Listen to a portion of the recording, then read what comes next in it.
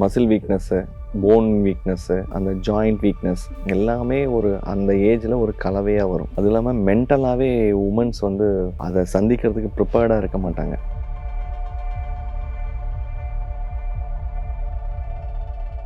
General weakness, early morning ஸ்டிஃப்னஸ்ன்றது ஒரு ஆர்த்ரைட்டிஸில் ஒரு நார்மலான ஒரு விஷயம். நம்ம ஊரில் புரதச்சத்தை ப்ராப்பராக எடுக்கிறதே கிடையாது. இந்த புரதம் தான் பாடியில் டிஷ்யூ ரிப்பேர் மெக்கானிசமை கிண்டில் பண்ணுது. நான் சொல்லியிருப்பேன் ஏற்கனவே, ஒரு 15 நாள் இருக்கிற மாதிரி பெண்களுக்கு இன்னொரு 15 நாள் உடம்பு இருக்காது. ஒரு மென்சுரல் பெயின், கிராம்ப்லாம் compare to the other pains ரொம்ப ஜாஸ்தி. இந்த ப்ரஷ் பண்ணும்போது கூட போஸ்டர் ரொம்ப இம்பார்ட்டன்டா டாக்டர்? கண்டிப்பாக. முதல்ல ப்ரஷ் எடுத்து வாயில் வச்சு பண்ணாலே ரிலாக்ஸ்டாக பண்ணணும். அப்படியே அது ஒரு இப்போது புதிய அறிமுகம் ஆச்சி ஹோட்டல் சாம்பார் 50 கிராம் ரூபாய் 20 மட்டுமே. ஹலோ மக்களே, நம்ம உடல்ல நிறைய பிரச்சனைகள்லாம் இருக்கும் இல்லையா? ஸோ அதுக்கு சொல்யூஷன் தரத்துக்காக இன்னைக்கு நம்ம கூட டாக்டர் தர்மேஷ் குபேந்திரன் இருக்காரு. இவர் ஒரு ஆயுர்வேத மருத்துவர் அண்ட் அது மட்டும் இல்லாம உடல் இயக்கவியல் மருத்துவரும் கூட. சென்னையிலேயே இவர் ஒருத்தர் மட்டும்தான் உடல் இயக்கவியல் மருத்துவராகவும் இருக்காரு, அதுவும் ஆயுர்வேதத்திலயும் கூட இருக்காரு. இந்த காம்பினேஷன்ல இருக்கிறது ரொம்ப ரேரு. அவங்கள ஷோல வெல்கம் பண்ணிடலாம். வணக்கம் டாக்டர். எப்படி இருக்கீங்க? ரொம்ப நல்லா இருக்கேம்மா. டாக்டர், இப்போ 40 வயதுக்கு மேலே கடந்த பெண்கள் எல்லாத்துக்குமே மெனோபாஸ் அந்த பீரியட்ல இருப்பாங்க. ஸோ அவங்களுக்கு அந்த பீரியட்ல எல்லாமே பெயினாக இருக்கும். கை வலிக்கும், கால் வலிக்கும், அவ்வளோ பெயின் இருக்கும் அவங்க பாடியில். ஸோ அது எல்லாமே மசிலோட வீக்னஸ்னால தானே டாக்டர்? ஆக்சுவலாக பார்த்தீங்கன்னா மசில் வீக்னஸ்ஸு, போன் வீக்னஸ்ஸு, அந்த ஜாயிண்ட் வீக்னஸ் எல்லாமே அந்த ஏஜில் ஒரு கலவையாக வரும். அது இல்லாமல் மென்டலாகவே உமன்ஸ் அதை சந்திக்கிறதுக்கு ப்ரிப்பேர்டாக இருக்க மாட்டாங்க. இதுக்கு ஒரு நல்ல வழிகள் நான் சொன்ன மாதிரி உணவு முறைகளில் ஒமேகா 3 ஃபேட்டி ஆசிட்ஸ் இருக்கிற ஃபுட்ஸு, அப்புறம் லீஃபி க்ரீன் வெஜிடபிள்ஸு, அதுக்கப்புறமா நிறைய புரதச்சத்து இருக்கிற உணவுகள், லோ இம்பேக்ட் எக்ஸசைஸ் சொல்லுவாங்க. லோ இம்பேக்ட் எக்ஸசைஸ்னால் அந்த ஜாயிண்ட்டுக்கு ரொம்ப வெயிட்டு பேரிங் கொடுக்காம பண்ணோம். நம்ம யோகா எடுத்துக்கலாம். அதே மாதிரி ஃபங்க்ஷனல் மூமெண்ட் எக்ஸசைசஸ் எடுத்துக்கலாம். அப்புறம் ஸ்விம்மிங் ஒரு பெரிய வரப்பிரசாதம். ஸோ இந்த மாதிரி மெனோபாஸ் அடைகிற பெண்களுக்கு எல்லாராலையும் ஸ்விம்மிங் பண்ண முடியாது.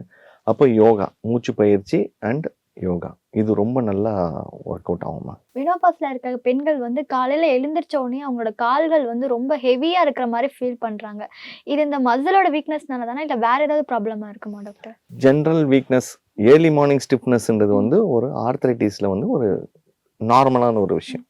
நம்ம முன்னாடி நாள்லாம் நல்லா வேலைலாம் செஞ்சுட்டு ரெஸ்ட் எடுக்க சொல்ல மார்னிங் ஒரு ஸ்டிஃப்னஸ் வர்றது ஒரு நார்மல். கொஞ்சம் மூமெண்ட் பண்ண உடனே அது அப்படியே ரெக்கவரி ஆகிடும், நார்மல் ஃபங்க்ஷனுக்கு வந்துடும். இப்படி வந்துருச்சுன்னா எதுவும் பிரச்சனை இல்லை. இல்லை இது வராமல் இன்னும் நொண்டிக்கிட்டே நடக்கிறாங்க, வலி போகாமல் இருந்ததுன்னா அது ப்ராப்பரான மருத்துவரை அணுகி பார்க்கலாம். இதெல்லாம் வராமல் இருக்கணும்னா நம்ம ஊரில் புரதச்சத்தை ப்ராப்பராக எடுக்கிறதே கிடையாது.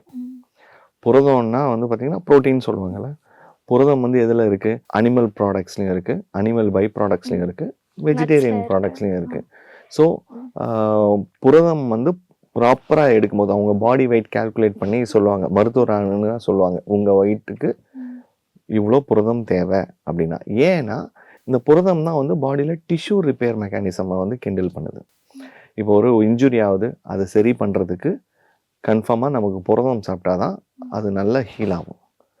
ஸோ புரதம் ப்ராப்பராக எடுத்தாங்கன்னா நல்ல இந்த மாதிரி early morning stiffness, joint weakness, muscle weakness, இந்த ஃபெட்டிகு இதுலேருந்துலாம் நல்லாவே வெளியில் வந்துடலாம். ஓகே டாக்டர், இப்போ இந்த மெனோபாஸ் பீரியட் மட்டும் இல்லாமல் அவங்களுக்கு நார்மலாகவே அந்த பீரியட் இல்லைனாலும் கூட பெண்களுக்கு ஒரு மாதிரியான பெயின் இருந்துக்கிட்டே இருக்குது, கூடவே இருந்த மாதிரி ஒரு பெயின் அப்படின்னு சொல்லலாம். ஸோ அது இதுக்கெல்லாம் ஒரு ரீசன் அப்படின்னா என்னவா இருக்கும் டாக்டர்? நான் சொல்லியிருப்பேன் ஏற்கனவே, ஒரு 15 நாள் இருக்கிற மாதிரி பெண்களுக்கு இன்னொரு 15 நாள் உடம்பு இருக்காது. அந்த ஹார்மோனல் சேஞ்சஸ் இந்த ஆக்டிவ் மென்சுரேட்டிங் ஸ்டேஜில் இருக்க சொல்ல எமோஷ்னலாக பாண்டாக இருப்பாங்க. ஒரு மென்சுரல் பெயின், கிராம்ப்லாம் compare to the other pains ரொம்ப ஜாஸ்தி. ஸோ அதனாலே 10 நாளில் எனக்கு பீரியட்ஸ் வரப்போகுது, 5 நாளில் எனக்கு பீரியட்ஸ் வரப்போகுது, இல்லை சார் திங்கக்கிழமை எனக்கு பீரியட்ஸ் வரப்போகுதுனாலே ஒரு எமோஷ்னலாக ஒரு கனெக்ட் ஆகிடுவாங்க. அதுலேயே ஒரு டிஸ்கம்ஃபர்ட் வரும். இன்னும் நிறைய பேர் இருக்காங்க, நிறைய அத்லீட்ஸ் பார்க்குறேன். அவங்க வந்து அதை ஒரு அவங்களுடைய பாடியோட எக்ஸ்கிரீஷனாக மட்டும்தான் பார்க்குறாங்க. இன்னும் சில பெண்களுக்கு வந்து நான் காலையில் எழுந்து வேலைக்கு போனால் தான் என் குடும்பம் ஓடும்னு. அவங்க வந்து பார்த்திங்கன்னா பீரியட்ஸ் டைமில் கூட காத்தால குளிச்சு எடுத்துகிட்டு அந்த வேலைக்கு போயிட்டு அவங்களோட ரொட்டீன் பண்ணிக்கிட்டே இருக்காங்க. முதல்ல மைண்ட் செட் ரொம்ப ரொம்ப முக்கியமாக. ஒரு மென்சுரேஷன் டைம் வந்து ரொம்ப கடினமான ஒரு விஷயம். அது ஒரு பெண்கிட்ட கேட்டால் தான் தெரியும். பட் ஆனால் நான் வந்து நிறைய அத்லீட்ஸை ட்ரீட் பண்ணுறேன். அதே மாதிரி நிறைய என் கூட இருக்க ஃப்ரெண்ட்ஸு, குடும்ப நண்பர்கள் இவங்களெல்லாம் பார்க்க சொல்ல நிறைய பேர் மனசை நல்லா ஸ்ட்ராங்காக மைண்ட் பவர் இருந்ததுன்னா இதுலேருந்து ஈஸியாக வெளியில் வந்துடுறாங்க. ஸோ அந்த டெய்லி பெயின் ரொட்டீனை சரி பண்ணுன்னா நல்ல ஸ்லீப், நல்லா ஃப்ளூயிட் ரிட்டென்ஷன் அண்ட் எக்ஸசைஸ் இது பண்ணாலே சேஞ்சஸ் வரும். கண்டிப்பா டாக்டர். டாக்டர் அதே மாதிரி இந்த ப்ரஷ் பண்ணும்போது கூட போஸ்டர் வந்து ரொம்ப இம்பார்ட்டன்டா டாக்டர்? கண்டிப்பாம்மா. நிறைய பேர் வந்துட்டு ஃபோன் பண்ணுவாங்க, சார் பல்லு வளர்க்க சொல்ல பல்லு துளக்கிட்டே இருந்தேன் முதுகு பிடிச்சிக்கிச்சின்னு. எப்படின்னா சில பேர் இப்போ ப்ரஷ் பண்ணுறோம் வச்சுக்கோங்களேன், சிம்பிளாக நின்று கண்ணாடியை அதுக்கு தான் அங்கேயே வச்சுருப்பாங்க. கண்ணாடியை பார்த்துக்கிட்டு ப்ரஷ் பண்ணணுன்ட்டு. சில பேர் என்ன பண்ணுவாங்கன்னா அந்த வாயில் வர நுரைய அவங்களுக்கு வந்து அது ஒப்பாதுன்னு சொல்லுவாங்க பார்த்தீங்களா, வாயை திறந்துக்கிட்டு ப்ரஷ் பண்ணுவாங்க, அந்த எச்சையை அடக்க மாட்டாங்க. அப்போ என்ன பண்ணுவாங்க, மேலேயும் கொட்டிடக்கூடாதுன்னு சொல்லிட்டு இரகுலர் பாஸ்டரில் நிற்பாங்க. அந்த பேசினுக்கு முன்னாடி போயிட்டு இப்படியே பண்ணிட்டு வளைஞ்சு போய் நிற்பாங்க. அது வந்து ஓவர் ஸ்ட்ரெச் ஆகிட்டு அங்கே வந்து ஒரு கிராம்போ ஒரு இன்ஜுரி ஆகிறதுக்கு ஈஸியஸ்ட் வே. ஒரு நர்வ் கம்ப்ரெஷன் வந்து சர்ஜரி வரைக்கும்லாம் கூட நிறைய பேஷண்ட் போயிருக்காங்க. ஸோ ப்ரஷ் பண்ணும்போது வாயை மூடிக்கிட்டு ப்ராப்பர் ப்ரீத் பண்ணிக்கிட்டு பொறுமையாக ப்ரஷ் பண்ணணும். ரொம்ப ஸ்பீடாக பண்ணுவாங்க, அதே மாதிரி நல்லா குனிஞ்சிக்கிட்டு பண்ணுவாங்க. அதே மாதிரி ப்ரஷ் பண்ண உடனே அந்த வாய் கொப்பளிக்கிறதே வந்து பார்த்திங்கன்னா திரும்பி அந்த எச்சை மேலே பற்றக்கூடாது. இதெல்லாம் கொஞ்சம் கேர்ஃபுல்லாக நின்று பண்ணலாம். வாக் ஸ்டாண்ட் பொசிஷன் சொல்லுவாங்க.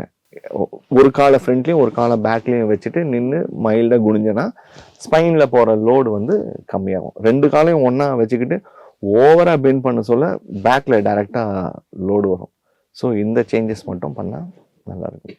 நீங்கள் சொல்லப்போ டாக்டர் புரியுது. என்ன நிறைய வாட்டி ப்ரஷ் பண்ணும்போது தான் நமக்கு நிறைய தாட்ஸ் வரும். அப்படியே ரவுண்ட் அடிச்சுக்கிட்டே இருப்போம், 360 டிகிரி சுழண்டுக்கிட்டே தான் ப்ரஷ் பண்ணிகிட்டு இருப்போம். ஸோ நீங்கள் இப்போ சொல்லும் போது தான் ஸ்ட்ரைட்டாக கண்ணாடி பார்த்து நின்று பண்ணோம் அப்படின்னா கரெக்டாக இருக்கும் அப்படின்னு சொல்லியிருக்கீங்க. முதல்ல ப்ரஷ் எடுத்து வாயில் வச்சு பண்ணாலே ரிலாக்ஸ்டாக பண்ணணும். அப்படியே அது வந்து ஒரு அப்பதான் கொஞ்சம் சிந்தனைகள், நிறைய விதமான சிந்தனைகள்லாம் ஓடுது. ஏன்னா ஒரு சென்சிட்டிவான ஒரு விஷயமா ஃபீல் பண்றாங்க. அதை மைண்ட் காம் பண்ணி ரிலாக்ஸா ப்ரஷ் பண்ணிட்டு வாயில எச்எஸ் ஸ்பிட் பண்ணி தண்ணி வாயில வச்சுட்டு ரின்ஸ் பண்ணி துப்பிட்டு வாயை தொடச்சிட்டு வந்தா போதும். இதுக்குள்ளேயுமே ரொம்ப ஒரு பெரிய ஆர்ப்பாட்டமே பண்ணிடுவாங்க சில பேர். மெயினாக வந்து பார்த்தீங்கன்னா குனியவங்க வந்து 2 காலையும் ஈக்குவல் பொசிஷன் வச்சு குனிஞ்சாதான் பிரச்சனை. வாக் ஸ்டாண்ட் பொசிஷன் நான் சொன்னது வந்து easiest way to prevent the load on the back. Okay doctor, அருமையாகவே எங்களுக்கு நிறைய விஷயங்களை சொன்னீங்க. ஏன்னா டெய்லியுமே ஒருத்தவங்களோட பாடியில் வந்து ஏதாவது ஒரு பெயின் இருக்கும். ஸோ அதுக்கு இதுதான் ரீசனாக இருக்குமா அப்படின்னு அவங்களுமே கன்ஃபியூஸாக இருப்பாங்க. ஸோ அந்த பெயின் வந்து ஸ்கிப் பண்ணிட்டு போயிடுவாங்க. பட் அதை ஸ்கிப் பண்ணக்கூடாது, எப்படி ப்ராப்பராக ஒரு டாக்டர் அப்ரோச் பண்ணணும் அப்படின்றத நிறையவே சொன்னீங்க. என்னென்ன எக்ஸசைஸ் பண்ணணுமே எங்களுக்காக சொன்னீங்க. Thank you doctor. தேங்க்யூ. இப்போது புதிய அறிமுகம் ஆச்சி ஹோட்டல் சாம்பார் 50 கிராம் ரூபாய் 20 மட்டுமே. மக்களின் நாடி துடிப்பை உணர்ந்த செய்தி தொகுப்புகள், அரசியல் களத்தை உற்றுநோக்கும் கோணங்கள். உங்கள் குமுதம் நியூஸ் 24/7 லிங்க் டிஸ்கிரிப்ஷனில்.